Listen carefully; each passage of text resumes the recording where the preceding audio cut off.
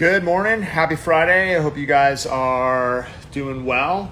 A couple days ago, I did some electric file work, wanted to continue with it before the weekend so that for those of you who didn't have a chance to review what I did a couple days ago, I'm going to take it to an advanced level and show you guys how you're going to convert a regular nail into a smile line without having to completely soak it off or file the whole entire thing off. Let's get right to it.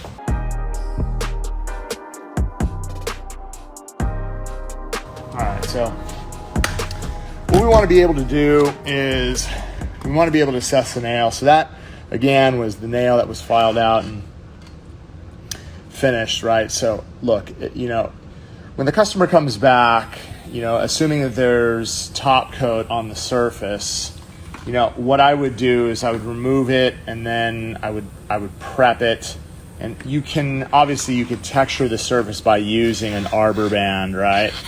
So if I was just going to texture the surface with an arbor band, then once I'm done doing that, assuming that the nail has grown from here to here, right? But if we wanted to convert something plain to a smile line, what you would have to do is you'd have to give yourself kind of a ledge to work off of. So if I was to clip off the excess by just taking a toenail clipper and clipping that off, I'm going to be able to remove quite a bit of product from the front end.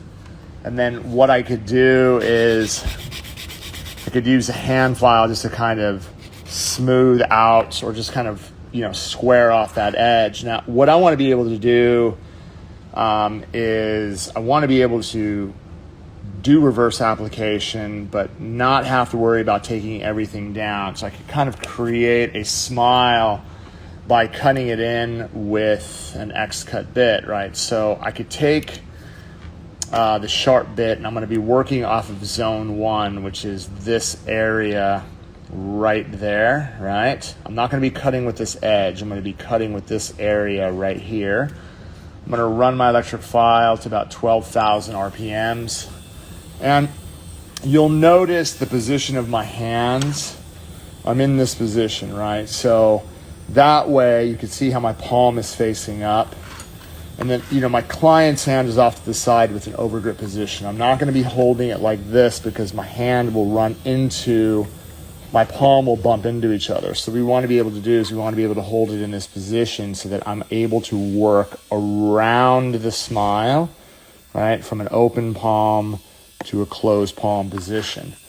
Now, what I'm going to do is I'm really going to focus on just trying to get a cut from here to the center. So I'm going to take zone 1 and just lightly start working down and around just to kind of feather. You can see how I'm just lightly working around from that corner to that edge. And then what we want to be able to do is I want to be able to get to that side right there. So the biggest problem that a lot of beginners have when they're working is they try to take this edge and dig it into the side. They try to take this edge and dig it into the side. You're never going to be able to get all the way around. If you're working against the grain, which is against the acrylic, what you want to be able to do is just kind of lighten up your touch. So I'm being very, very light, very, very light, right? I'm just kind of establishing a line, making sure that I'm staying on this part of the barrel right here, not the edge. And then what I'll be able to do is just kind of lightly tickle in a very shallow line. You can see that, right? Just a very, very shallow line. And I'm trying to match it up to the opposite end, okay? So once you get close, right, and again, I'm putting very light pressure because I know the nail is already thin. Then what I can do is I could switch out my barrel to a diamond bit, right? Boom. I'm just going to come in with a coarse diamond bit. Then just at a little bit of a lower speed, maybe like 7 or 8,000 RPMs. What I could do is I could come in and I could just kind of clean up the edges. Just kind of clean up the edges because this, as you can see, this edge will never cut. You can't cut with it. right? So what I'm going to do is I'm just going to come in and just lightly refine, right, the smile, okay? So once I have that established, then what I can do is you have to remember that the smile is established, but that is in no way and form thick enough for me to do any type of reverse application. What I would have to do is I would have to come in, I would have to clean the surface, right, with swipe, and then I would take protein bond, right, take some protein bond, and then I would go basically around the growth area, then maybe around some of the exposed natural nail, and then I have to build the body up. So this is nice. Like, this doesn't have to be perfect, because what you're going to end up doing, I'm going to take some cover pink. Just got a little bit of dust inside there. I'm going to take some cover pink, and then what we're going to do is we're going to bounce, bounce, bounce. We're going to get a nice bead. I'm going to count 2, 3, 4. Boom. I'm going to release.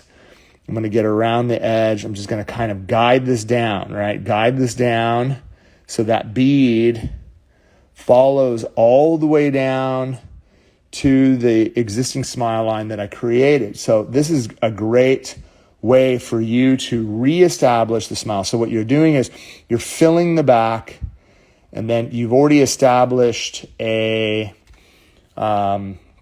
basically a cut. And then what you're doing with this bead is you're just building up the smile line so that it is thick enough from side to side, right? So that when you build or, structure anything from the front end, it's not going to break. You're going to have enough structure around the edges to be able to work. So what I'm going to do is just use my brush just to get this as tight as I possibly can. And then you can go through and do all 10 nails. And then if you decide to at the end, you could always take your hand file and just kind of just shape the edge as perfect as possible. At this point, I'm not going to do that. I'm just going to get this on. I'm just going to just eye it, right? Bird's eye view, trying to get that as even as I possibly can. Now what we want to be able to do is we want to be able to get our form on. Boom. So I can take my form, and this is why you have to learn how to sculpt, because when you're changing out smile lines, you're doing rebalancing, you're not going to be able to, if you're doing a tip, you'd have to remove everything. Then you'd have to re-glue the tip to the surface of the natural nail. It'd be way too difficult to achieve perfection. So at this point, I'm just going to get a new form on, all right? And then what we can do is you could build any color. I have this blue glitter mix from an older collection that I've created, and again, I need to make sure that I pick up enough product on the end, right? On the end, I'm gonna go ahead and dab off the excess. I'll go ahead and set that right to the end. I kind of drained my brush, and then I'm going to be using the body of my brush, and I'm going to push this again. Like, my focus at this point is just pushing it up to the edge of the smile. And then whatever shape you decide that you want to put this in, let's say they want to just go with a very conservative almond shape. My focus is trying to push the majority of the glitter up to the edge of the smile line. It almost looks like an upward ramp, as you can see. You can see it looks like an upward ramp. Making sure I'm tucking everything into the side so that my side walls are going to be dead straight. And then, again, as it starts to set, I'm just kind of rounding off the very, very front end so that I have room to file. You need room to cap it, right? So if you're applying glitter to the front end, what I'm going to end up doing is taking some Speed Clear, and then, again, a very, very shallow amount. I'm going to set this to the front end, and then I'm going to use the body of the brush just to walk it up and over the smile. And then the remaining product that's over the tip, that is going to be strong enough to cap the whole entire free edge. This is also going to accelerate the curing process so that everything dries rock hard. You're going to have a really, really tight, well-structured tip to be able to work with. And then once you file it, you can see from the side, majority of the bulk, right? Majority of the bulk is going to be right here, dead center. The back end of the cuticle area is tight. That's going to take minimal filing. I'm not going to have to worry about that. I would always just recommend taking, again, like if you have to cap like that area, to me, I just needed to make sure that I fill that in. I don't want to leave any spaces. Just a very, very slight amount of clear. I'm not looking to build any thickness. You can see the thickness here. Once I remove all that, it's going to be a really, really tight smile line. It sets you up for, again, really well-structured rebalancing. It's not a matter of taking everything down. You can imagine if you had to take everything down, rebuild everything back up, then it's going to take you hours to do. If you understand how to cut, right, and again, the motion, while that's drying, I'll show you, but the motion, again, is being able to work.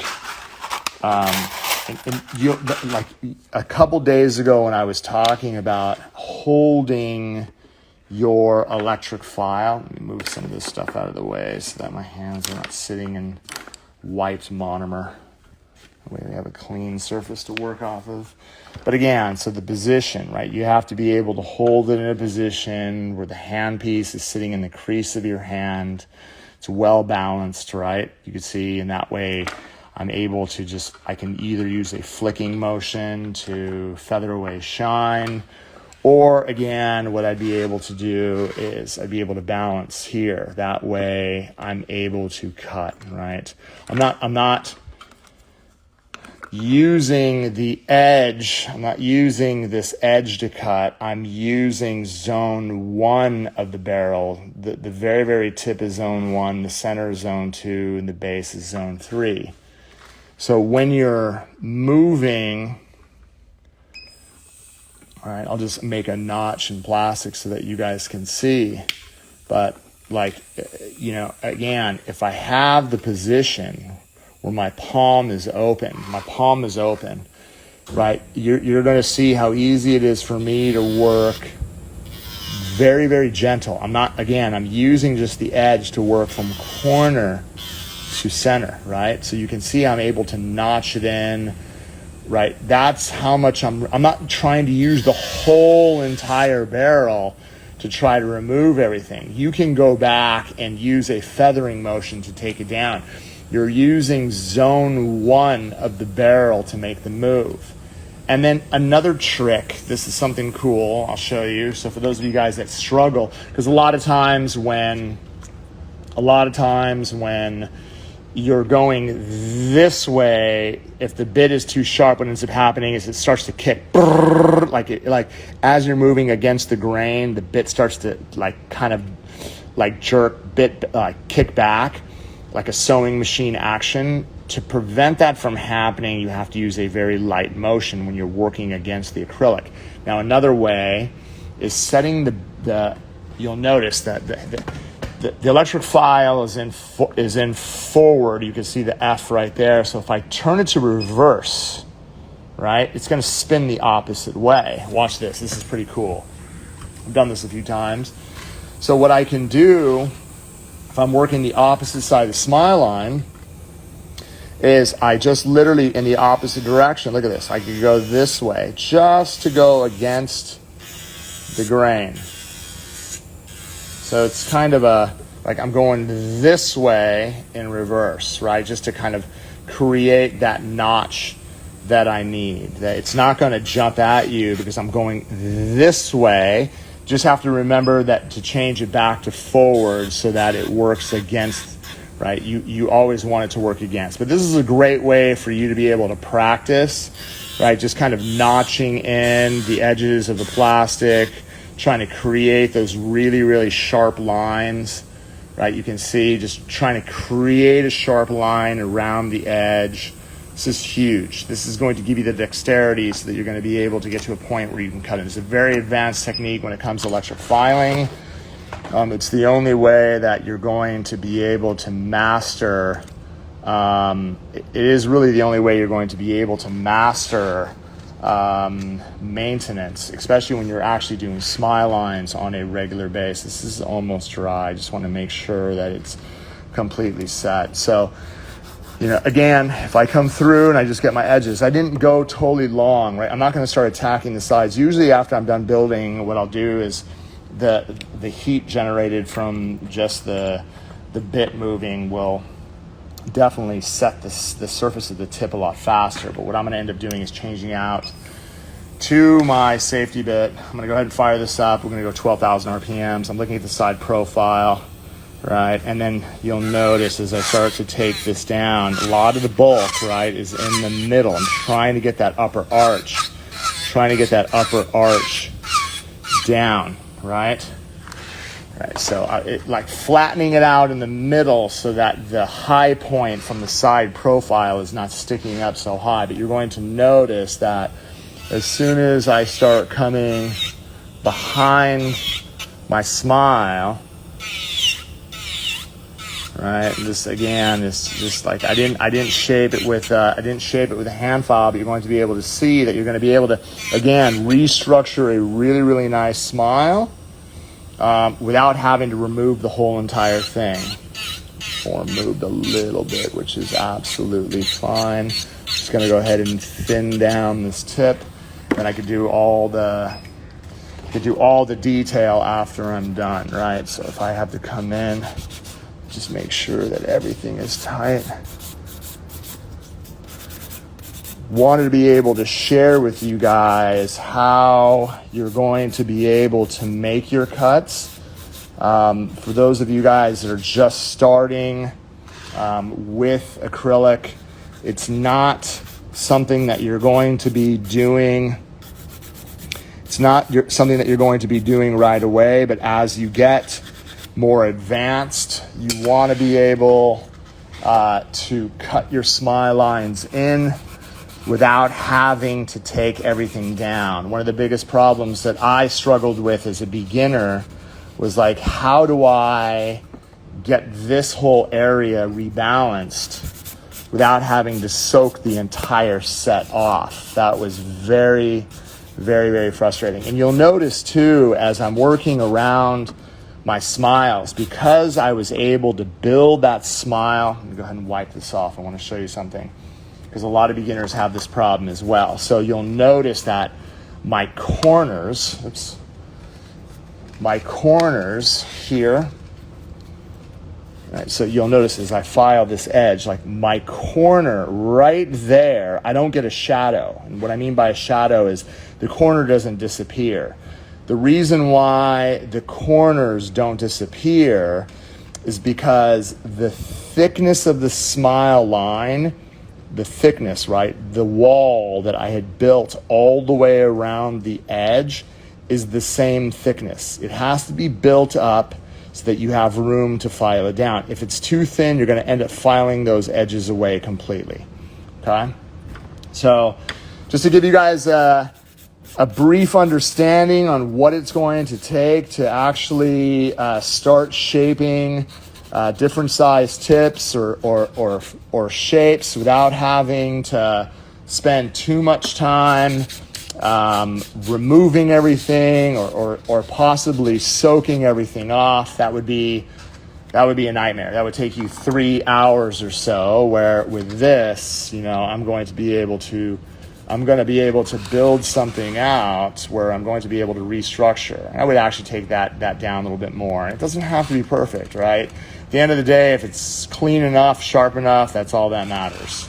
All right. Hope that helps. If you guys have any questions, feel free to hit me up. I'm always here to help. Young Nails is here to answer any questions you guys have. I do get direct messages on a regular basis from you guys, but take advantage. Send me questions if you guys are interested. Gman Salo on Instagram. Looking forward to helping as many of you as I possibly can. Have a great weekend. Be safe. I'll see you guys soon. Peace.